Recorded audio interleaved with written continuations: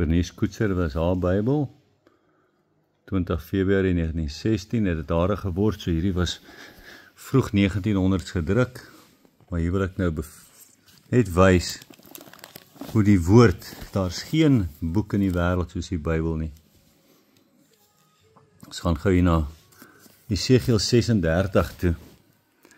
Jesegiel 36 in 'n Bybel wat omtrent 48 ten minste 40 jaar voor Israel weer 'n nasie geword het, gedruk is. Want onthou dat van 70 na Christus was die woord Israel nie meer genoem nie. Die woord Israel was nie meer genoem nie. 70 jaar na Christus het die Romeine Israel heeltemal verwoes, afgebreek, alles was afgebreek, die Kolosseum was gebou met skatte wat uit die tempel uit, die afgebreekte tempel geneem is, 1 miljoen Jode is vermoor, doodgemaak, daai tyd, so 1 miljoen omtrent in ballingskap, en daar het so, en baie is oor die wêreld verstrooi, en 'n paartjies het oorgebly daarso, wat daar gaan wegkruip het. Maar ek gaan nou uit Jesegiel 36 lees, en onthou dat die naam Israel was glad nie meer genoem, van 70 na Christus tot 14 Mei 1948 het die naam Israel eers weer teruggekom. 14 Mei 1948. Nou kyk wat sê hierdie Bybel. Hierdie Bybel is gedruk vroeg 1900s, lang voor Israel weer 'n nasie geword het, of laat 1800s. Dit was my ouma Grootjie se Hollandse Bybel. Sy het hom van 1918 het sy hom ingeskryf, maar dit was moontlik ook 'n familiebybel wat dan vroeër uitkom. Maar hoor gou wat sê hy. En gij mensenkind, profeteer tot die berge van Israel. Ek gaan net so 'n bietjie meer, net so hier en daar die woord wat ek nie mooi kan uitspreek, maar net die Afrikaans gebruik. Hoor, en jy mensenkind, profeteer tot die berg in Israel, en zeg, gij bergen van Israel. Israel, né? Israel, nie Palestina nie. Dit was vir 2000 jaar was dit Palestina, maar hierdie Bybel sê nog steeds Israel. Hoorde, en wat ons nou hier gaan lees is wanneer die Here Israel terugbring aan die eindtye. Jy gaan nou sien dat die Here sê, hier gaan dit sê dat ek bring jou terug van al die lande in die wêreld. En onthou, hulle was net eenmal ooit gestrooi na al die lande van die wêreld, en dis 70 jaar na Christus. Slegs eenmal ooit is hulle na al die lande van die wêreld gestrooi, en dit is 70 na Christus. Daar was geen Israel weer gewees nie. Eers 14 Mei 1948, na die Holocaust, waar 6 miljoen Jode vermoor is. En kyk, so die Here se woord, die Here is 'n waarmaker van sy eie woord. So as die Here iets sê, al verstaan ek en jy dit nie, dit gaan gebeur. Okay, ek lees verder. Also seg die Here, omdat die vyand van u zeg, haha, selfs die ewigen hoogtens, dis nou Israel se hoogtes, sy ons ten erwe geworden, dit het nou ons in geword, so die Filistyne en al die Arabiere en almal daarom sê, Israel het nou ons in geword, dit het nou ons in geword. Nou sê die Here, sê die Here vir Esegiel, sê die volgende, daarom profeteer en zeg, so seg die Here, daarom, omdat men u van rondom verwoes en opgestokt heeft, omdat gij voor een oorblyfsel den heidene ten erwe zout zich en bly sit op klappenig lip en sin opspraak des volks. Daarom gaan bergen van Israel, net die berge van die Israel, hoor het woord van die Here, met ander woorde, hoor die woord van die Here, so zeg die Here, tot die berge, tot die heuwels, tot die stromen en die dalen, tot die verwoeste eensame plaatsen, met ander woorde, alles wat verwoes is, en tot die verlaten steden. En dit was heeltemal verlate as ons gaan kyk na die Amerikaanse ontdekkingsreisiger Mark Twain. Hy het geskryf oor sy Hy was so in die 1860 omtrent, 1856, daar rond was Mark Twain. Hy was 'n baie bekende skrywer, ek dink Huckleberry Finn, maar sulke tipe goed het hy ook geskryf en hy was ontdekkingsreisiger en hy het in die 1800s dan in sy biografie geskryf en onthou, hy was nie 'n Christen nie. Hy was ook nie 'n Jood nie, hy was 'n Amerikaner, hy was 'n heiden, hy was 'n ateïs, hy het nie geglo in die Here nie. En sy woorde, toe hulle in Palestina kom, sy woorde was, for many days we hardly saw a soul. It was a desolate country. Hy het gesê, alhoewel die grond vrugbaar lyk, groei daar net bossies. En baie dae het hulle skaars een persoon gesien. So, maar hoor gou so.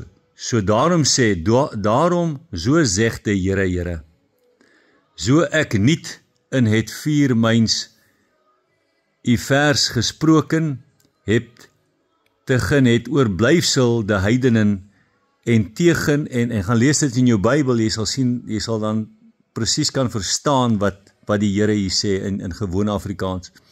En ganse Edom en my land zuig zelven den erfgen hebben en blydskap des gansen harten met begeerige plunderen omdat de landeren daarvan de rowe sou zeg. Daarom profeteer van het land Israel en zeg tot de stromen en tot de dalen, so zegt de Here, zij ik heb mynen rivier en myne grimmigheid gesproken, omdat gij den smaad der heidenen gedragen hebt. Daarom, so zegt de Here, ek heb myne land opgeheffen, ek het die land weer opgehef, so niet den heidenen, die rondom die zijden skande zullen dragen, maar gij, o bergen Israel, zij sal weer takken geven, so die berge gaan nou weer takke gee, gaan nou weer vrugte gee, takken geven en uwe vrucht, julle vrugte, voor myn volk Israel dragen, want sy naderhand de komen, want zicht, ek ben by u en ek sal u, ek bly by julle, en ek sal nazien en zicht gebouwen en beskaad worden, en ek sal mensen op u vermenigvuldig, en die ganse huis Israel, ja, dat geheel en de steden zullen bewoon, so jou stede gaan weer bewoon word, ek sal mensen en beesten op u vermenigvuldig, so mense en beeste en gaan vermenigvuldig, en zij zullen vermenigvuldig worden, te vrugbaar zijt, en ek sal u doen bewonen, als in uw vorige tyd. So hulle gaan, as jy verder lees daar in jou woord, dan gaan jy sien die Here sê, en jy gaan dit ook lees in Hollands net, dat jy gaan meer vrugbaar word as ooit tevore. En tot voor die oorlog teen Gaza, voor Israel binnengeval is, was hulle die grootste uitvoerder van vrugte na Europa, en dit uit 'n woestyn, byvoorbeeld druppelsproeiing, byvoorbeeld is ontdek, nie ontdek nie, is uitgedink in Israel. So die Here sê so dat jou vrugtebome gaan meer vrugbaar wees as ooit tevore, en ons sien dit dat die grootste uitvoerder van vrugte na Europa is Israel. En ek sal mense op u doen wat dalen, naamlik my volk Israel, nie Palestina nie, né? Van 70 na Christus, eintlik van 150 na Christus. 150 na Christus, hoe verander die Romeine om die Jode te probeer vermaak, te straf, verander hulle die woord Israel na Palestina, en dit was Palestina tot van 150 na Christus tot 14 Mei 1948, toe word dit eers weer Israel. Maar wat praat die Bybel hiervan? Hy sê Israel. Het gaan weer Israel word, wanneer ek hulle terugbring. En as julle gaan lees verder in Esegiel 36, 37, droë bene, en waar die Here sê, ek profeteer dat hierdie bene lewendig word, en dan sê hy wat die bene is. Het sê, dit is my volk Israel, lees jy dit in 37, jy lees, die Here sê, die dooie bene wat by mekaar kom, is die volk Israel wat hy terugbring. Is nie ek en jy nie. Jesegiel praat nie van my en van jou nie. Praat nie van die heidene nie. Praat van die volk Israel.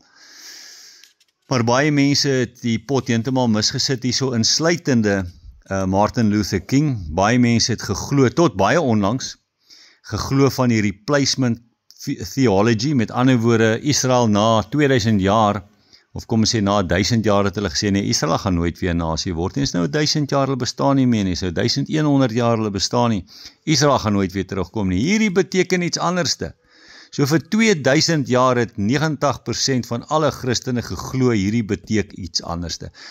Ons is daai mense. Ons, die nuwe kerk, die heidene wat nou ingelyf is nou daai, maar nee.